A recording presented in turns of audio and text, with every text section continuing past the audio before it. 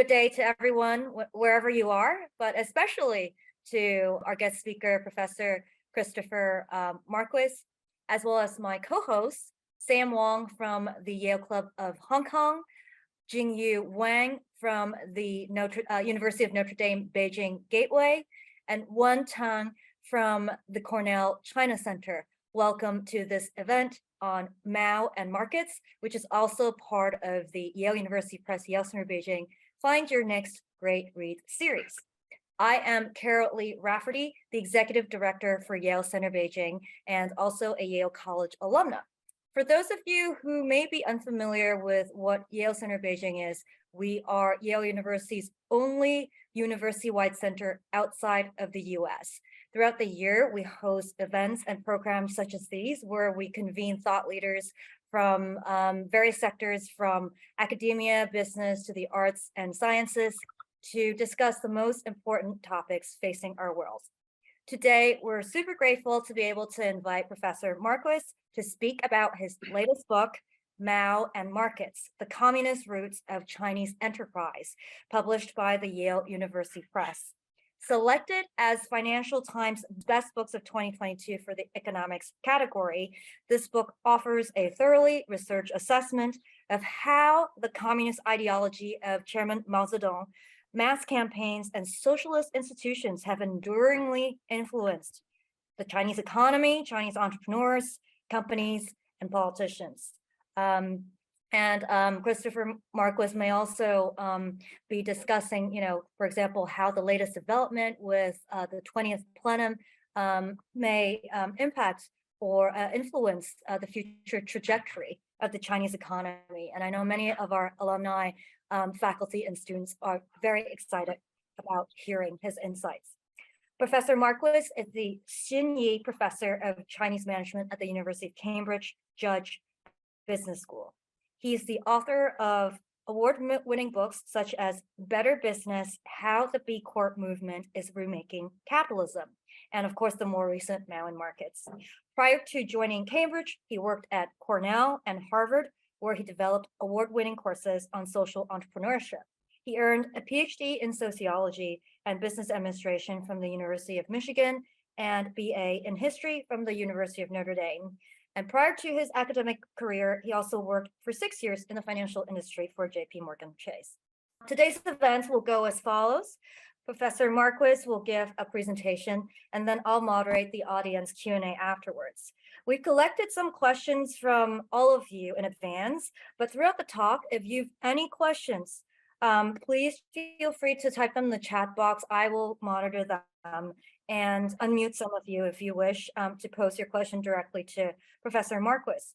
I also want to remind all of our participants that the Chatham House rule will apply for this event so that we can have an open, candid, and meaningful discussion with all our friends from throughout Greater China, and I see probably from around the world as well, dialing in at this time of the day. So without further ado, let's welcome Professor Christopher Marquis. Thank you. Great. Well, Carol, thank you so much for the very sort of overly generous and kind introduction, and really appreciate the Yale Center in Beijing hosting this, and very much further appreciate actually my alma mater, Notre Dame's China Connect Center, also hosting. Notre Dame's a very sort of close place to my heart, and also Cornell, where I worked for 70 wonderful years just recently until joining Cambridge in January 2022. So wonderful that all these groups have come together, and I'm really excited to talk about my book, recent book, co-authored with Kunyan Chao. This is basically from the cover of the book. And the focus of my talk today is going to be on, as Carol mentioned, the lasting influence of Mao and the Communist Party in China. And I got started studying this. You can see here a graph. Certainly the line parts of the graph you've probably seen before. This amazing economic growth story of China since 1978. When the country opened up with Deng Xiaoping's reform and opening policy. Over 40 years, it averaged almost 10% growth. I mean, this is absolutely unheard of in human history. You see countries like Japan, Korea that grew I mean, they grew around 10% for the longest, maybe 10, 15 years. I mean, here China sustained this for 40 years.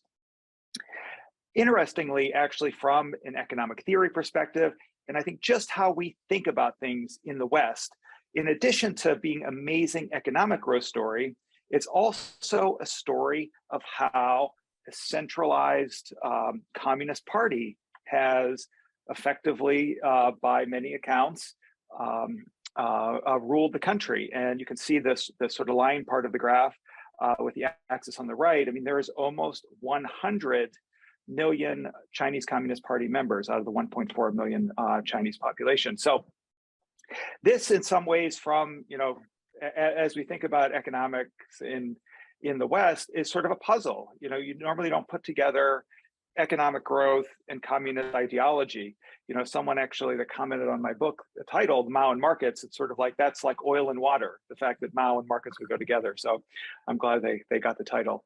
And I've had many, I'm going to present the research findings that we have and some of the little case studies that we use to sort of elaborate them. But, a lot of the motivation for this book came from my time in China. So very early, so I spent between 2010 and 2020, almost 4 years in China, in Beijing, in Shanghai, and also a lot of time in Chengdu as well. And I was relatively new to China. I'm not unlike many professors who actually study China. My PhD is not in Chinese studies. I started traveling to China a lot and studying China, in 2009, actually as part of my bigger project that Carol mentioned on sustainable business, social impact. And, I was a professor at Harvard Business School at the time. So I had relatively good access to some leaders in China. And I think it was in 2010 or 2011, I went to the office of Wei Jiafu, who is the chairman and CEO of Costco, one of the largest shipping companies in the world. And I was actually pretty shocked when I entered his office and saw a life-size statue of Chairman Mao and the flag of the CCP, hammer and sickle on a red background there. And it was a little shocking for me. And I sort of, since then, it sort of puzzled it. I mean, was this something that he just had to do as a display, to sort of show his fealty, so to speak, to the government and the party? And if so, did this display actually bring any benefits to Costco? Alternatively, maybe it's actually something that he deeply believes in. And so this, many situations like this that I've seen have really sort of in some ways motivated trying to sort of unpack the economic system in China, because I do think, it really does not conform to at least what Western theories think. Another sort of quick story that, sort of underlies this is, when I was at Cornell and then at HBS prior to that, many years I would take students to China. And these are folks, in some ways, I would get to see China through newcomers' eyes because, while I was spending many time there, I mean, these students would come over, many of them had never been to China, and almost invariably, because they had been, I think, conditioned by the media and the assumptions of the West, they'd take me aside and say, China is not really a communist country. When you see the gleaming, amazing buildings and infrastructure, I mean, truly astounding, the environment in China. So anyway, so this is in general the motivation. And so we try to actually motivate the book around a number of, in some ways, myths of China in the West. So, one of these is that, standard economic development theory is that as countries marketize, bring markets in, free trade, they will almost automatically democratize or at least liberalize politically. This was, if you look back on many statements that seem very, very naive now, for instance, from President Clinton, when China was allowed into the WTO in 2001, he talks about how, this is sort of a one-way, a one-way street, sort of will let, they'll become more marketized and this will lead to democratization. And I think this really sort of underlied the US and West engagement policy, which, for many, decades was actually the standard policy. Let's just continue to help China economically liberalize, because then they'll become in some ways sort of more like us. And I think this was, sort of I'm not this is a lot of people nowadays think this is really sort of wishful thinking and actually should not have relied on this economic assumptions. A second, I think, set of things that the West got wrong is, is looking at a sort of a Soviet analogy that, this having a very highly centralized economic planning will be top heavy, and in some ways the system will collapse under its own weight, that actually communism is just antithetical to economic growth, and it'll collapse. I mean, there's books called, China's Coming Collapse, a lot of books with China and collapse in the title. And so this, I think, is another sort of just turns out to be inaccurate assessment.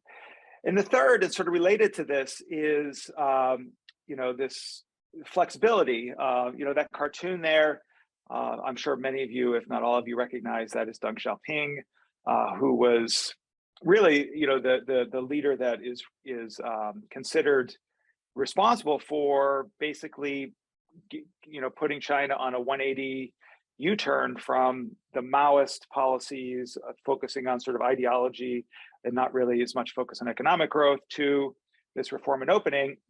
And he has a lot of great quotes, really very evocative. And sort of one of them, you can see the two cats there. He says, it doesn't matter if a cat is black or white as long as it catches mice.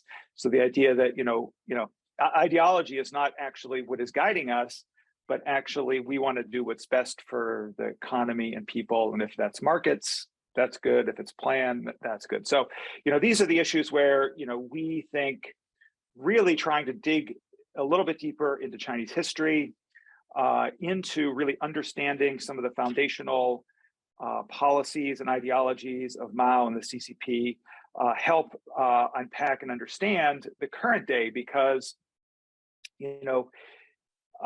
many observers were very surprised when in the last 5 years in particular, Xi Jinping has taken on a much more hardline tone towards China. I think, you can see here, this actually is from Bloomberg Business Week yesterday. If you look at actually recent press about China, you see a lot of things about how, China was locked down for 3 years because of COVID. There was this protest. They switched very quickly. It was a disaster. Hopefully those of you in China are doing okay. But now China's going to open for business. Liu He visited Davos less than a month ago and basically made a speech saying this.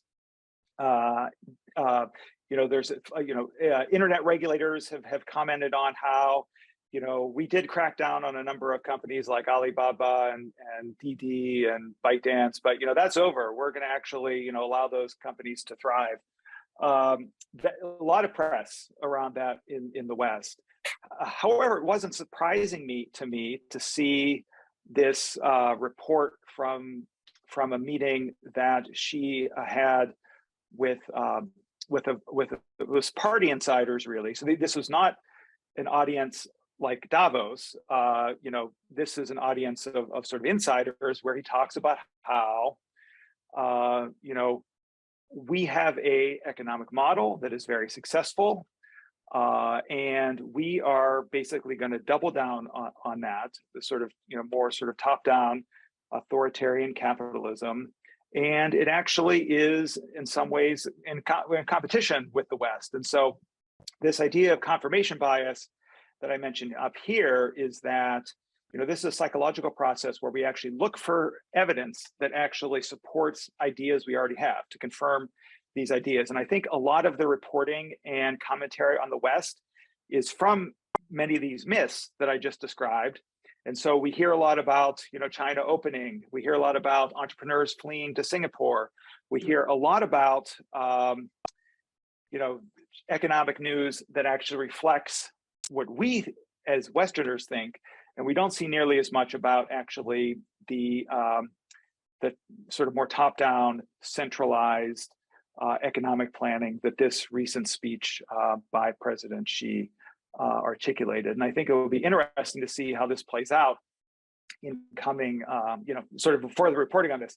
This I just 10 minutes before the talk sort of copied this from the internet and put it on here because I think it is so relevant, and this will again sort of continue playing out. Okay, so okay, and I think that why I think the West has gotten China wrong in many ways, and I think also why we end up suffering for this confirmation bias, is that there is longstanding and very, very influential research in cross-cultural psychology that analyzes how Westerners and Easterners have fundamentally different psychological approaches to the world. So in the West, dating back to Aristotle, we actually categorize, we're much more likely to categorize objects and processes. There's research on parents that actually show this, that actually when you sort of observe parents in the West, they're interacting with their kids, they're saying, okay, this is a block, and a block is different than a doll. And so it actually focuses on separating items. And so I think that, we have a situation here where, the state and the market are actually seen as analytically distinct and separate entities. And sort of the combination of them, like Deng Xiaoping sort of holding the two cats, strikes us, I think, is harder for us to actually, internalize, which I think is the, sort of way that the Chinese are more likely to think about it, because so this cross-cultural psychology work shows that actually contradictions and sort of mixing of elements is much more popular in the Chinese focus, or Eastern, this includes China and Korea and Japan at least, focus much more on, how different people and objects are interconnected as opposed to separating them. And so I think that I think has something to say about how we think about state and market combining. But I think also structurally, and I'm sure many of you live in China and are sort of understand and know and understand this. The party really sits atop the state and market and even the military. As sort of one of Xi Jinping's 3 titles is actually the head of the military. Sort of it reports into the Chinese Communist Party, not actually into the state. And so this idea that the CCP leads everything, I think we need to really, and given what President Xi is saying about the current sort of economic path as one that really is contrasting with the West, I think this is what we should take very, very seriously, not necessarily what Liu He says at Davos. So what we try to do in the book, and I should note as well that, the book is based on a number of peer-reviewed academic research publications. Those are a little bit dry and, have a bunch of tables with statistics and discussion of methods. And we have that in the book, but we put it in an appendix.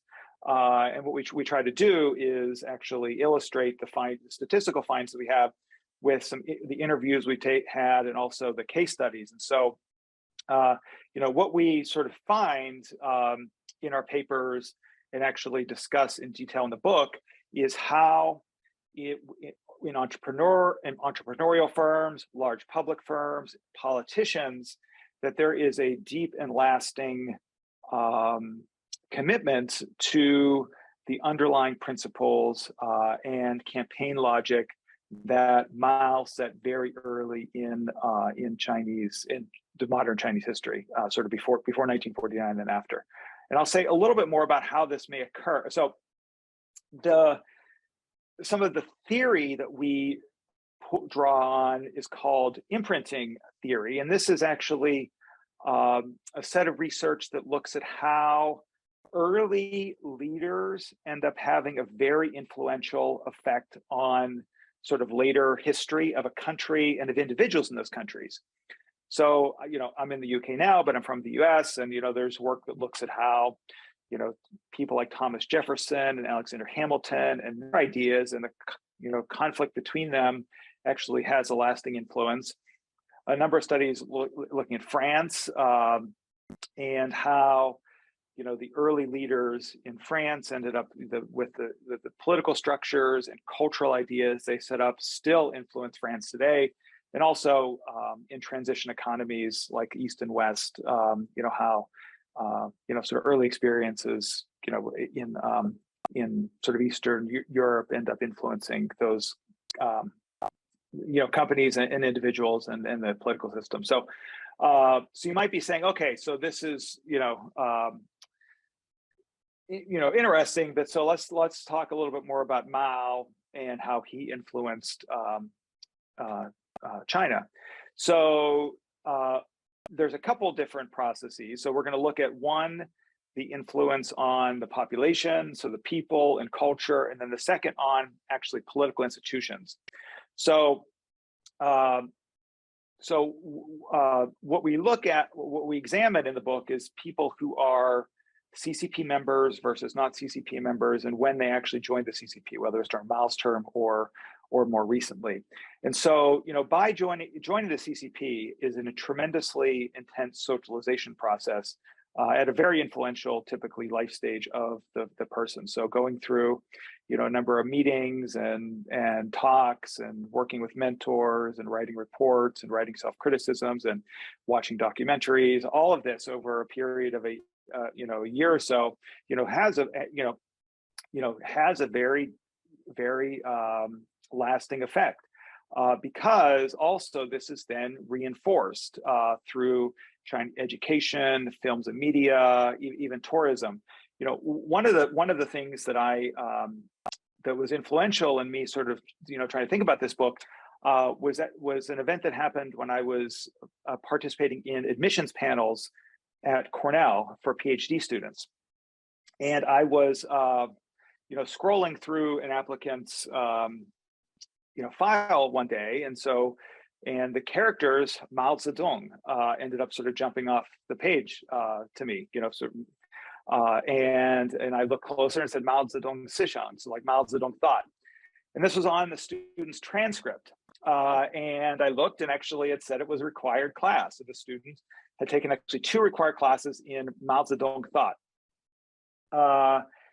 And I looked at other Chinese students, and they'd all taken the same thing. And so then I sort of asked around, and I learned that actually from elementary school, middle school, high school, and college, there are required classes in Maoism, Marxism. I'm sure probably now Xi Jinping thought for the new era.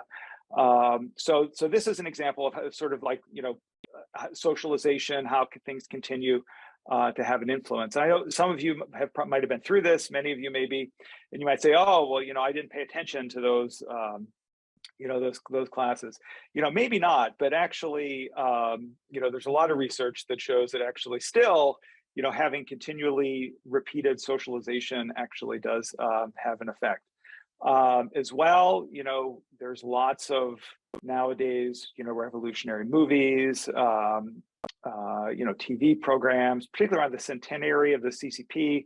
There was a lot of, sort of broadcast and examples, red tourism. Another sort of time that sort of had real influence to me was actually, it was probably 2011, 2012, I actually visited Mao's hometown of Shaoshan in Hunan province.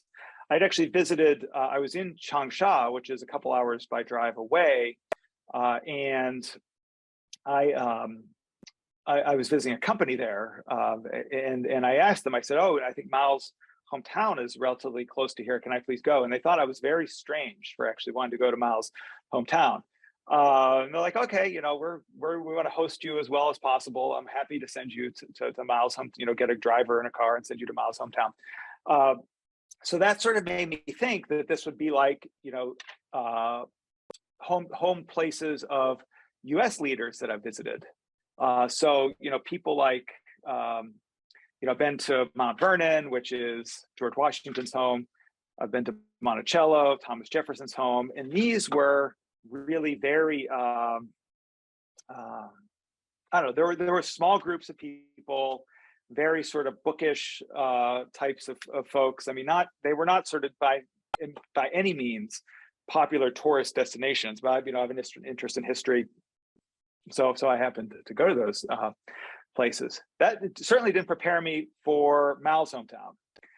It was, I would say, sort of, I don't know, more like Graceland, like Elvis's home than a president's home. I mean, it was packed to the gills. And what is a huge irony, I think, there were markets selling, just all kinds of Mao's picture emblazoned on everything. And probably, many of you Chinese, so when you go to the markets, they don't hound you like they do Westerners. I was like basically the only Westerner there, and they thought I would be paying very high prices for things. And so I was, chased around Mao's hometown by people trying to sell me things, which was sort of very ironic to think about. Mao's hometown is in his home village is now a shrine to consumerism and capitalism and markets. And you probably can't see, but actually over my shoulder here is actually, I have a small statue of Mao that I bought there, and it has Shaoshan marked on it. So anyway, so there are, and thousands of people, packed. So these are some of the examples of, really the continual reinforcement, and this is only picked up under the, sort of under the current set of leaders. I mean, probably you've heard of this historical nihilism idea that's I think an invention of the CCP, modern CCP, where actually, saying bad things about history, or bad things being things that don't conform to the sort of official orthodox view, which includes comments about Mao, or you can get in big trouble, potentially even jailed for historical nihilism. So anyway, so these are all sort of some of this cultural reinforcement that continues to have Mao's ideas influence the current day. I think also the institutions, and I think this might be less considered, but so Mao's policies and ideas are still in line with this historical nihilism focus, as you could think, still a foundational element of governance in China. So, when Deng actually, in the late 70s, early 80s, had this reform and opening, and this is where I think really our Western confirmation bias and wishful thinking has gotten the best of us. This was, so reform and opening was actually part of a package of policies which were called 2 basic points. And the reform and opening was the second basic point. The first basic point was actually, holding on to these 4 cardinal principles, like basically with the CCP at the center, the enduring nature of Mao Zedong thought. But we in the West don't really think about, we sort of ignore that part. And I think it's very much consistent with what, Xi Jinping has been saying yesterday, that, we have our own unique political economy, the success that is very much separate from the West. I think also, the example of the Soviets and Khrushchev, who actually attacked Stalin, and this is seen, there actually is a movie, I don't know if it was for the centenary, but very recently, and actually was something called like Historical Nihilism and the Collapse of the Soviet Union, and really places the blame of the fall of the Soviet Union on how, the leaders of the Communist Party in the Soviet Union sort of some ways rejected early leaders like Stalin. So this again sort of reinforces Mao. And also I would say, we're not going to have time to go into it, maybe in question and answer. Actually, some of the organizational design of the Chinese state actually stemmed from some of Mao's experiences in the military, which actually allowed it to be much more flexible and much more geographically distributed than the Soviet Union was able to do. So that's sort of another point. Okay. All right, I've already said that she is following Mao. Here's number of examples. Okay, I'm going to give you a sense, and again, I want to make sure we have time to go over in detail the questions. But so again, I mentioned that this book is really based on a number of peer-reviewed academic studies where we look at thousands of organizations from entrepreneurial organizations, data collected by the Chinese Academy of Social Sciences on thousands of entrepreneurs going back to the early 90s. We examine publicly traded companies. There's databases of lots of characteristics about publicly traded companies, their financial filings, characteristics of leaders, et cetera. We also examine politicians. So we actually collected the data and constructed a database ourselves of Chinese politicians at the city level, mayors and general CCP general secretaries. During that time period, you can see there we did a bunch of interviews, looked at newspaper text, actually. The People's Daily and the 31 provincial dailies are available online, which can be textually analyzed. We use a variety of advanced textual techniques. We also would, textually analyze the publicly traded firms, and then some data on entrepreneurship. So so I'm going to give you the sort of general sort of architecture of the book. Carol sort of highlighted this. So the first part of the book, we look at ideological military principles. Second part, mass campaigns. Third part, the socialist institutions. So in the ideological military principles, we look at nationalism, frugality, and devotion, and then a number of military strategies, which are sort of really interesting, actually, to be honest, and how they have influenced both the success of the CCP over the KMT, and then also still to this day entrepreneurs. The mass campaigns we look at the Great Leap Forward, the Cultural Revolution, and also Third Front Construction, which is an effort to sort of put industrial and military infrastructure in hard to reach places when after China broke with the Soviet Union. And also, obviously, there was tensions with the West, and so I think that Mao felt very vulnerable and moved a bunch of military and others items. Political institutions, things like state ownership, party branches, which are in the news occasionally. These are organizations within businesses. If there's over 3 party members in a business, they have to form a branch. These are sometimes called party cells. I typically don't use the word cell. It has sort of a negative tinge on it. These are, part of the, sort of part of the political economy in China. So the red parts are the parts that I am going to focus on a little bit more detail, but don't have much. Don't have much time to go through things that much. So, okay, so to give you a sense of some of the analysis we do, and a lot of this is through sort of the case studies and discussion, but to give sort of a flavor of things, but to see how Mao's ideology and military principles have an influence. Here's Ren Zhengfei, who's the sort of founder of Huawei, sort of a massive, currently about $100 billion in US dollars in sales, telecommunications company that is frequently in sort of the crosshairs of the US-China competition. So we have a long discussion of Ren in the book, which I'm not going to be able to do here. But 2 things I want to point out. So one is just the depth of the Maoist influence on him, but then also, he actually uses a number of Mao's military strategies in growing Huawei.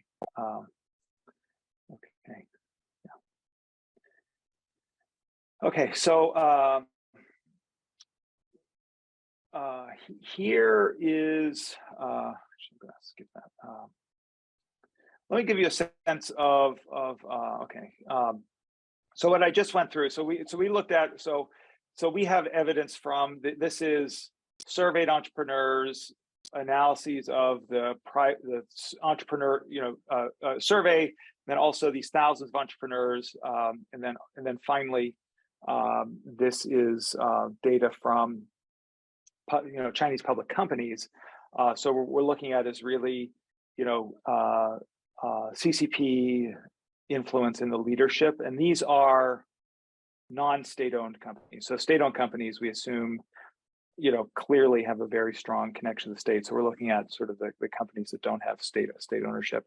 And so we textually analyze the reports, and in this example, they're 20% more likely to have these nationalism-related words, and also much less likely to have foreign investment in outbound acquisition, which is consistent with our other set of findings as well. For entrepreneurs. And to give an example of how this looks, I'm going to, just in the interest of time, people can ask questions about this. But so, in this, we heard again and again from our entrepreneurs when we interviewed them and asked them about, what sort of quotes of Mao or what sort of influence of Mao they think is important. The part of the importance of China standing up and sort of asserting itself on the world stage. China for a long time had been for 100 years, this 100 years of humiliation after the Opium War in the 1840s up until 1949, and being sort of independent, autonomous. I think the Third Front construction is also an example of that. So our general sort of argument that we unpack with the qualitative evidence, but then also the statistical evidence, is that actually people that are socialized into the CCP during Mao's era, that these ideas were communicated to them in a much stronger way than others, which then has a lasting influence on their cognition.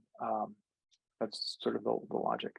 Nationalism nowadays is more prevalent than ever. So, you've probably seen this, different brands, different celebrities, that have somehow offended the nationalism of China or talked about, sort of sensitive regions like Xinjiang or Hong Kong. I mean, these are, when Nancy Pelosi visited Taiwan, there was, again, sort of outflowing of nationalism. Okay. I'll say a couple seconds about the military strategies. So there's a variety of military strategies. So, there's a long tradition in sort of business of actually following military strategy in business competition, from sort of von Clausewitz to Sun Tzu. And probably the favorite example I have of this is what is known as surrounding cities from countryside strategy. So, traditional sort of orthodox Marxist Leninist ideas are actually revolutions start in cities, organizations of industrial workers. Marx was from the UK, or sort of when he was writing a lot of this was in the UK.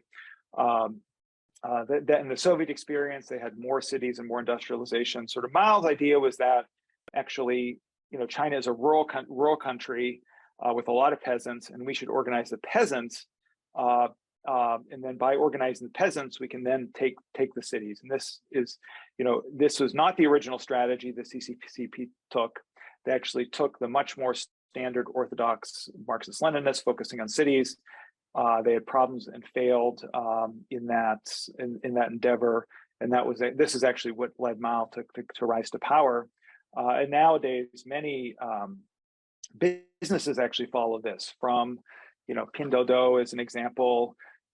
At the time when Pinduoduo was getting started, Alibaba, JD.com. I mean, these are giants that it would be hard to think about actually competing against those two giant companies. So they started in fourth-tier cities, rural areas, Pinduoduo, and actually ended up growing into a giant and then being able to take on Alibaba and JD. Huawei actually, Ren Zhengfei, says this is a reason why he succeeded, because actually early on, big players like Lucent, Alcatel, Huawei couldn't compete against them, and actually it was really important to start in rural areas. So anyways, this is another sort of interesting part. I'm actually, in the interest of just asking questions, going to skip over. So these mass campaigns we can talk about, but have a lasting influence, greatly forward cultural revolution and Third Front construction. oh, and yeah, okay. I'm gonna. So yeah, so you can sort of see. Thank you so much for the very Yeah, fascinating talk. And, you great. know, I mean, your slides look great too. So we'd love to hear more of it. But I'm very curious, and I've read some questions about that. So I'm kind of Sure. combining them about how to interpret Deng's era of opening up as part of this Mao and Markets. Is it a contradiction, or how is it a part of it? Yeah, good question. So I think that the West, we have focused too much on Deng's policies. You know, you might I don't know if you know, there's a book recently, or not that, maybe a year or two ago, called Red Roulette by someone named Desmond Shum, who worked very closely with the Wen Jiabao family. Basically, I think in China the term is white glove. Basically, you know, basically a channel for all the corruption of the Wen Jiabao family, basically. And he actually in there describes how, you know, China during this period of the 80s was desperate. And they actually, and it was, and they basically opened up like this, basically because they had no other choice. And that he predicted that actually that China would go back to, you know, sort of much more hardline, you know, hardline experiences as we'd see. And I think that, so as I see it, you know, in the West, we have very much thought like Xi Jinping's hardline approach is a surprise and shock. But to me, actually, if you think about a bit of a longer historical trajectory, it's actually much more consistent with Mao and, you know, the Deng period, the Deng and Jiang Zemin and Hu Jintao period, you know, in some ways really are the aberration. Thanks, Chris. And, you know, everyone who wish to ask question, please type them in or raise your hand. I'm going to pick another question that we've collected, which actually combines various areas of your own Sure. work. So with President Xi's call for common prosperity, what do you think is the future for social entrepreneurship in China and the ESG aspect for Chinese companies? Yeah, that's a really interesting question, and something. I mean, as I think about, in some ways, this book is very much sort of a capstone on a lot of the work that I was doing on entrepreneurship and, I guess, market development in some ways in China, and I've done a lot of work on environment, ESG globally, and I think this is the area where I'm going to probably focus more attention next, in China. I mean, and I think that China will continue to focus on environment and ESG. I think the big reason why is that actually, or at least one of the big reasons why, is that China is actually very, very susceptible to climate change issues. I mean, we've seen this, you know, over the past year, you know, sort of, you know, huge droughts. You know, I've seen pictures, I think it was in Chongqing, where the Yangtze River, I mean, it was dry in places. There's floods in Zhengzhou and other places. There, you know, southern coast of China is tremendously vulnerable to climate change. So I think that this is an area that sort of, you know, maybe, you know, a little separate from the arguments of this book, you know, because of the vulnerability of China to climate change issues, that and the fact that those issues are becoming more and more salient by the year, that China, you know, the CCP and the Chinese government will actually focus on that. Fascinating.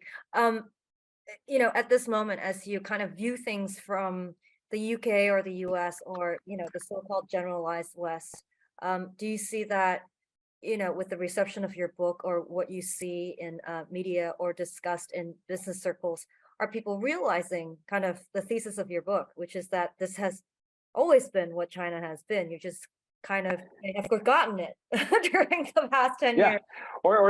Or just ignored it because of our cognitive biases. So I do think, I mean, so, you know, this research is, you know, 10 plus years, and, you know, writing books is like a many-year process. So I think this book would have been a little bit more surprising had it come out actually, when we started writing it. I think that the fact that sort of the wishful thinking that guided the West around, the engagement policy for so long was wrongheaded. I think that is something that is much more widely believed now. So I think that sort of our critique, whether, I've gotten, so it's definitely some positive reactions to the idea that, oh, we need to actually, look a little bit longer historically and understand Mao. But also, I mean, one commentator mentioned, the title of your book is a little weird. I could see dung in markets, but Mao and Markets just doesn't make any sense. So I think, which is what we're trying to go for, sort of this, oil and water type of thing. So I do think that there is there has been increasing realization for a while that we've had sort of this wishful thinking problem, and we need to actually sort of think a little bit deeper about the systems in China. Looking through some of your slides, I think you were going to describe many examples of, businesses or mass campaigns. Yes. What do you think is, what do you think are the aspects of Chinese businesses or the way the Chinese economy works that maybe folks in or business people or politicians or commentators on the West often overlook or don't get? I mean, in a way, in your book, sure. Book is I mean, about that. But what would you pick as the, like, let's say the top thing or the top three things? I mean, one of the things that you mentioned that that I'll highlight a bit. I'm not sure exactly it's where you wanted me to go, but it is something that I've seen. That I've seen some struggles with in the West is, this idea of like campaign style governance. This was, Mao's signature in some way from, there was this Yan'an rectification where he purged all his enemies in the early days of the CCP, to the Great Leap Forward, to the Cultural Revolution. I mean, all of these are campaigns. And I think that is something that varies from the West. I think it's something, though, definitely that Xi Jinping has continued. I mean, you see the anti-corruption campaign. COVID, it's the people's war against COVID, this mass mobilization of, campaign, logic. And I think that recently, also in the industrial realm, he's had a similar logic. I forget the Chinese, but the sort of, he talks about sort of concentrating efforts to do big things in like semiconductors, as an example, which is obviously in the news a lot. And I actually, I don't know if I'm sure that actually campaign logic is something that works in trying to spur innovation and an industry like semiconductors. I mean, we saw this in, the big fund, I forget the technical name of it, but some, tens of billions of dollars of money that were allocated to semiconductor development. And basically all the people on the top of it have been arrested and gone to jail because they were pocketing the money. There's some company that, had spent $4 billion to build a chip fab, and there was nothing. I actually lived for a while. One of the times I lived in Shanghai, I lived on the campus of SMIC, which is China's largest semiconductor company.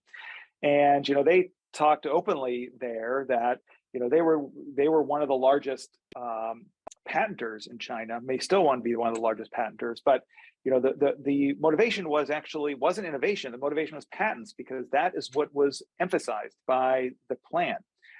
So if you think about semiconductors, there's companies in all over the world. I mean, it's a totally globally integrated set of human capital, set of industrial products. So this idea of sort of going it alone and having this big campaign, I think really flies in the face of actually how innovation is done in something like semiconductors. And so that makes me actually not super optimistic about China's ability to compete in semiconductors. You're kind of turning into an area we've selected a lot of questions about, which is, Okay. your first slide. Will this renewed focus on common prosperity, shared future of the humanity, all of these things how do you think it would impact China's very impressive growth trajectory? And I mean, because in the first graph, you also talk about how impressive it was in the past. Totally. I'm actually not that. I mean, my comment about semiconductors, I think, may give you an indication. I think, common prosperity actually. I mean, I think that actually, if there was a systematic and fair method of redistribution, I mean, I am all for, actually. I mean, when I lived in China, I'd go in I'd go in the basement of my buildings, and there would be, I don't know, Lamborghini, Ferrari, Rolls Royce. I mean, it's the wealth, and then you go out on the street and there's people, in some tricycle with giant piles of stuff of recycled materials on the back. So the income, the inequality there is tremendous. So I think the things that actually, channel funds to equalize that, I think makes sense. But it seems to me that it's actually not as systematic. Like, let's have some real estate taxes, or sort of other types of taxes that actually affect it, instead of, people talk about common prosperity, sort of robbing the rich to give to the poor, and you have these large companies, like Tencent or Alibaba, ByteDance, and their leaders actually sort of voluntarily donating money. I mean, I think that style of governing by fear, actually, and all these crackdowns, I think those are things that will really impede innovation in the long term. I mean, this period of China, not just economic growth, but a tremendous period of innovation too. You look for a long time, like fintech is just what comes to my mind. World leading. Nowadays many places use QR codes, but I mean, I remember the first time that you could sort of pay with, Alipay or WeChat Pay. I mean, it was really like, wow, this is like really incredible. But I think that was because I think there was much more freedom as far as what those companies can do. But I think that now there's much more a culture of fear and crackdown. And I think that people will not. So that also is another factor that leads me to be less optimistic about China's future trajectory than I was before. Fascinating. I understand that Jingyu from Notre Dame has a question, so I'm gonna unmute you. Oh, okay. I actually have a very simple question. I noticed the book is published by Yale University Press. Yes. Would it be possible for us to buy this book in China?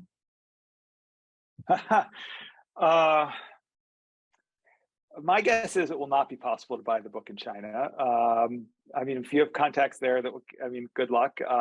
My prior book is published in China, and I've talked to people in Taiwan about publishing both books.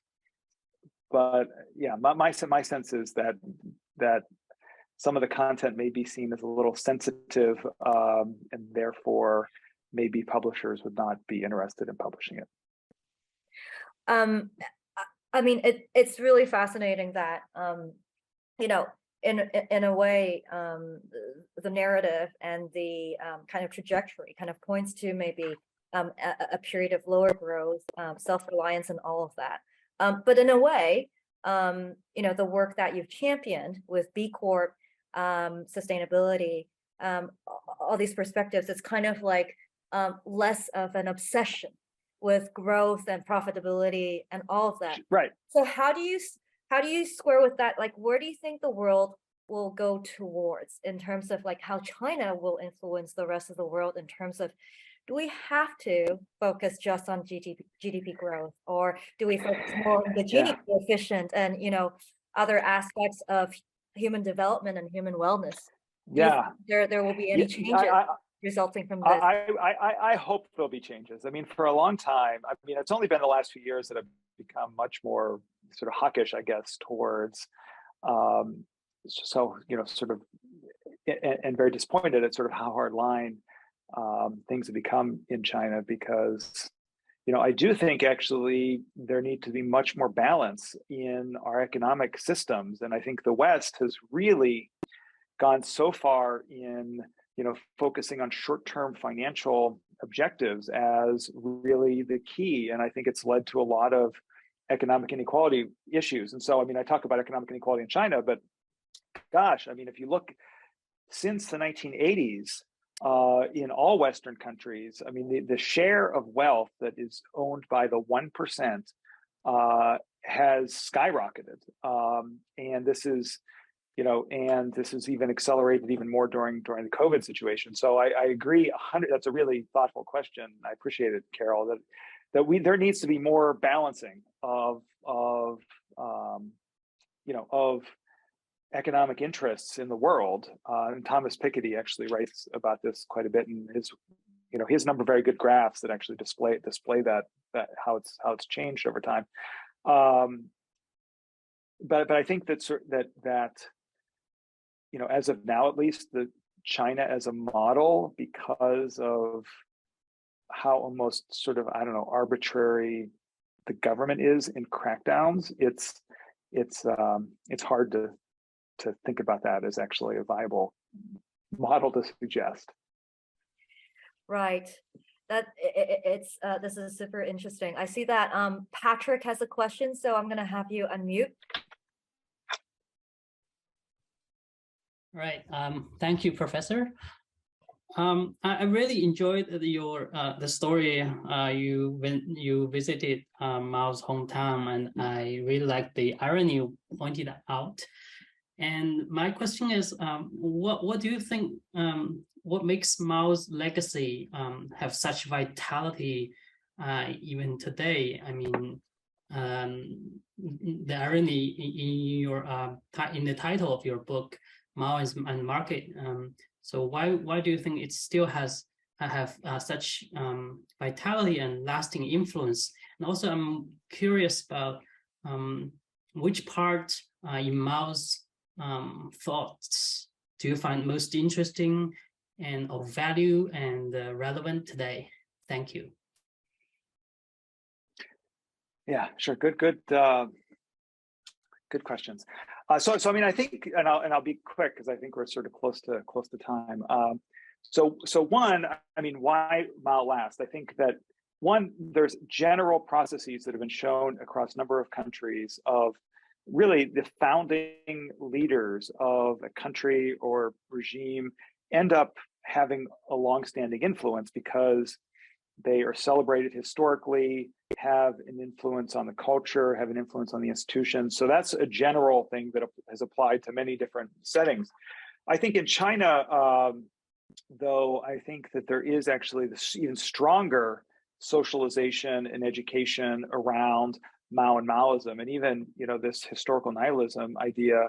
And if you look in around the centenary of the CCP a few years ago, there was an official history of China published, and from the last official history, very much comparatively, it really compressed a lot of the sort of errors of Mao, so to speak. I mean, these are tragedies like the Great Leap Forward and the Cultural Revolution, and really emphasized him, his positives much more. So, so I think that sort of I think the fact that he's still in the government discourse very, very important, and through education is one reason why it's still salient.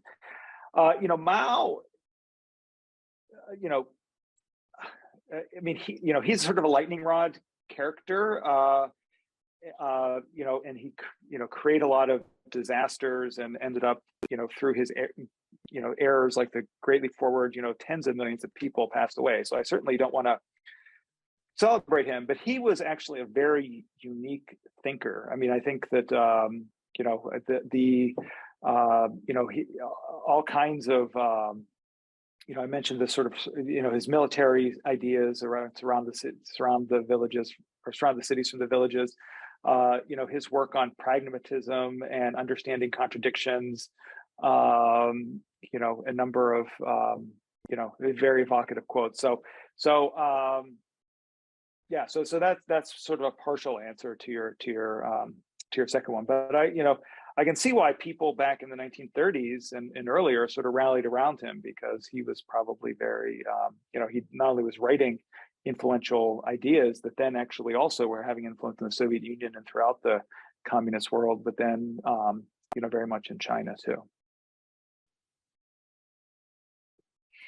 Thank you so much, Professor Marquis. I know we've gone a little bit over time. This has just been such a fascinating and thought-provoking talk. I know that at least those of you in Hong Kong should be able to get a copy. We have bookstores and Amazon. I'm certainly looking forward to getting my hands on one. And in any case, what we like to do at the end of a Yale Center Beijing Zoom talk is, to the extent that you can and would like to, we ask people who are able to switch on their cameras, and we would just say cheese or Yale, and we'll take a big screenshot just to memorialize our having listened to this talk, participated, and yeah, we're grateful that the Yale University Press has been able to pick up this very important work, and we look forward to continuing to engage with you, Chris. Great, thanks so much, Carol, for Yale's involvement. I also just want to thank again sort of Notre Dame and Cornell. I really sort of, yeah, it's like this touches my heart that these places close to me also were involved in this. So to Notre Damers, Cornellians, and Yaleys, I'm just going to count down from 5, 4, 3, 2, 1, and I'll say Mao and smile. Thank you so much, and have a great day. Bye-bye. Evening, everyone. Thank you. Okay. Bye-bye. Bye-bye. Thank you, Thank Carol. you. Thank you. Bye. Thank you. Thank you so much, Professor. Chris.